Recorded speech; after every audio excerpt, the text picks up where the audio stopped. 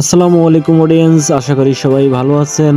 আজকে আমরা দেখাবো ইয়ানমার হারভেস্টারের টুলবক্স মডিফিকেশন। আমরা অনেকেই ইয়ানমার হারভেস্টার ব্যবহার করি, কিন্তু টুলবক্স কোথায় বানাবো বা টুলবক্স না থাকায় একটা চিন্তায় পড়ে থাকি।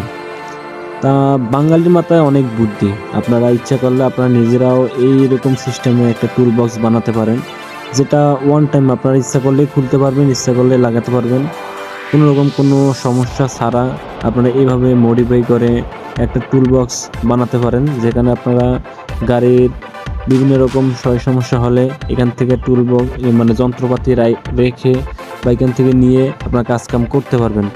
গাড়ির সাথে অবশ্যই যন্ত্রপাতি রাখা দরকার, টুলস রাখা দরকার। তো অর্থাৎ আমাদের অবশ্যই একটা টুলবক্স বানানো দরকার।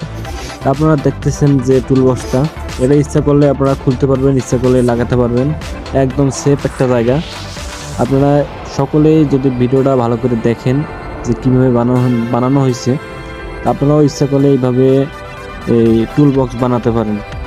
এই মডিফিকেশনটা আপনারাও ইচ্ছা করলে করতে পারবেন, এটা একদম সহজ, আপনারা চেষ্টা করে দেখতে পারেন। আর বুঝতে সমস্যা হলে আমাদের কল দিতে পারেন।